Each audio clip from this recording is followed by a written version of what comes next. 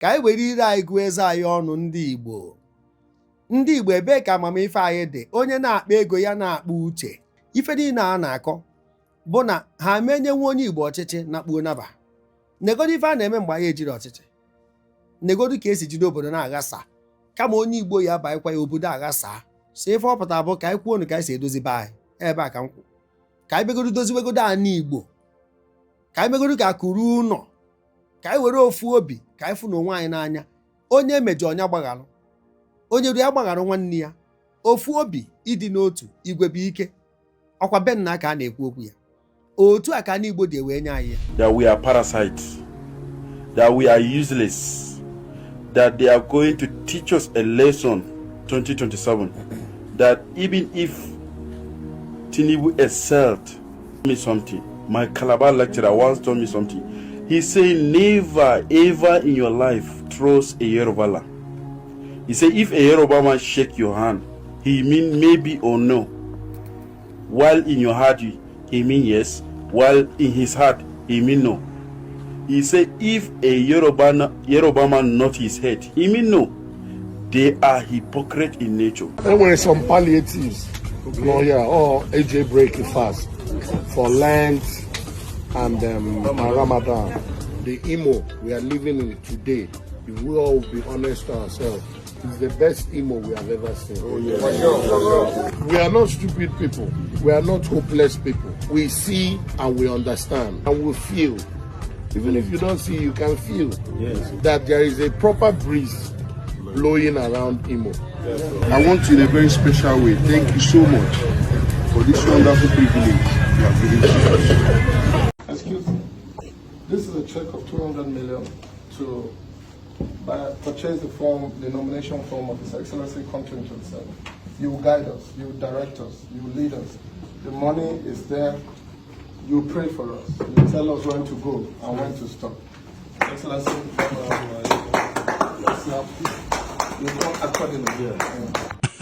Whether President Tinubu will win 2027 election, has he got any person contesting against him? The election is Tinubu versus Tinubu, like it was Soludo versus Soludo. You saw it, and I said it before. People say, "Oh, are you Abga?" Let me tell you, if you read the meanings, I have not seen any coalition opposition against President Tinubu. The president have no opposition. We have our party is fully on ground. Our party is fully with the people. Our party is fully justified with people. So we have people on ground. Nobody can say that we don't have the people on ground. But we will continue. Let me be honest with you. We will continue to be doing things we can do to help the Nigerian public. What if President invited us to come and break the fast with him? It is an interfaith affair. You will agree with me, the Christians are here. Muslims are also here. We just came to eat with the president, our leader, and also thank him for all the good work he is doing. Ụmụnne m ihe nji hapụ ihe onyonyo a ka ọ kpọsị ya ụzọ ihe na ụnụ nụrụ nke ndị ugwu kwuru ha ji wee kọwa ndị ofe mmanụ ọfụma. Ọkwụ nụrụ ya efu na leopard can never deny his sport. Agwa na aka mma ka eketụọ. Ụnụ fụrụ ka ha si were kọwaa ya nke abụrụzikwa onye Igbo kwuru nke abụ onye ugwu kwuru. Ụnụ afụzie nwanne anyị nwoke Cubana chief priest ebe ọ na-agba mbọ maka nke enyere onye ka ọ na-alụ nke dị ya mma aka dị onye mma otinye n'isi ma na-afị onye tụrụ ya anatara ya nsogbu adịrọ. Ụnụ nụkwaziri onu former governor senator Ọji Ụzọ Kalụ ụnụ nụrụ ife o kwuru nụkwazie ife governor Hope Uzodimma kwuru. Ọ na-afụkwazie ebe ndị ugwu ndị Arịwa bịara bịa kwado ịfụ na ndị ugwu bụ double game ka eplayere ebe a. Nke mbụ bụ na ha kwuru the true picture of ndị ofe mmanụ. Nke abụọ ha weta 200M eji a support onye isi ya na ka o wee gbaa presidential ticket. Ụna ama na egoro na election a it has been purchased. Akwefere election a egoro gị ya. Ihe nji wee sị na purchase go election a na-abịa n'ụbụ na ife a bụ game maka ọ bụrụ na otu ha weta 200M wee kwado ya ka o wee go presidential ticket. Ife ọ pụta bụ na a ga-enyechi ya kwa ha ife ha nyere ya nya jide. Ọ maka ndị ka na-ekwu ndị Igbo 2020 32 38 30 a na-akọ mmiri ife niile a na-akọ bụ na ha menyenwe onye Igbo ọchịchị na kpuo naba negodu ife a na-eme mgbe anyị ejiri ọchịchị, negodu ka esi jide obodo na-aghasa kama onye Igbo ya baịkwa ya obodo aghasa. Ebe a ka m nwakwụrụ ya. So ife abụ ha ya enyechi ya kwa ife enye ha jide maka ndị ka na-amachagharị si ife ọpụta bụ ka anyị kwuo ka anyị si edozi be anyị. Ebe a ka m kwụ ka anyị begodu doziwegodo anyị Igbo, ka anyị megodu ka akụrụ ụlọ, ka anyị were ofu obi, ka anyị fụ na onwe anyị n'anya. Onye mejọ onye gbagharụ, onye ru ya gbagharụ nwanne ya. Ofu obi, ịdị n'otu, igwe bụ ike. Ọkwa be nna ka a na-ekwu okwu ya.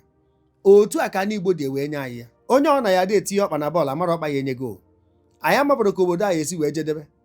Aka m na-ekwu ya, enwe breaking news m na-afụ, mana ka anyị na-ene anya na-ayọ Chineke onye nwa ma nke ka mma. Anyị agba mbọ dị ka mmadụ rapụ Chineke nke fọrọ afọ, nke ekwere anyị omume, maka ọbara akwafu n'obodo a karịgo. Inene anya fụ na enwere ife na-enyezi confidence. So many people nọ na hopeless triangle. So many people, ụfọdụ na-achọ ịkwụ ụdọ n'obere ife bụ ife ji ha nụ. Little rope ji their hope. Little rope bụ ife ji na hope ha ewepụ ya. Ife ri ni alacha ofe. Mana ebe nji wee weta comparison ife ndị ugwu mee double standard. Nke mbụ na ha kwuru true picture of ndị ofe mmanụ. Ote na naanị ma na ha ada atụkwasị ndị obi nọọ ka eme anyị nwa ka eji agbazuru ahịa. Ife kama ife a na-eme ife abụ between two devil choose one. Ha fụtara ya si nnukwu devil ka ha chuzuo nke obere. Ọ ife mfụtara na-eme ife a. Ka anyị jụọ n'onwe anyị ajụjụ, ka anyị were ire anyị gụọ eze anyị ọnụ. Ndị Igbo, ndị Igbo ebee ka amamife anyị dị? Onye na-akpa ego ya na-akpa uche. Uche bụ akpa, onye ọbụla nya nke ya. Amara uche onye nya akpa were asụ nri. Uche anyị dị ya. Uche anyị dị ya. Ife nji wee na-ekwife a na-emetara ụmụazị maka ụfọdụ echie n'ife na-emechi. Onye ọna lere ugwu mkparị bụ nke ya. Ile ha n'ugwu gị nwanwe mkparị. No two ways about it. Unu na-eme, anyị na-enene. Mgbe eru na briji, anyị across the bridge. Zisa na ihe onyonyo a, aha m brother Paul Chigbo. Ka emesịa nụ.